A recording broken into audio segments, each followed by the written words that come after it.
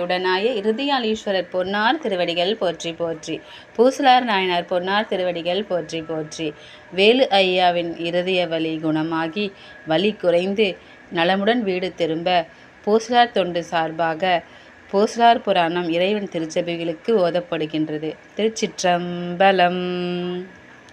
அன்றினார் புறம் எரித்தாருக்கு ஆலயம் எடுக்க எண்ணி ஒன்றும் அங்குதவாதாக உணர்வினால் எடுக்கும் தன்மை நன்றென மனத்தினாலே நல்ல ஆலயம் தான் செய்த நின்ற பூசலர்தம் நினைவினை உரைக்கலுற்றார். பூசலர்தம் நினைவினை உரைக்கலுற்றார்.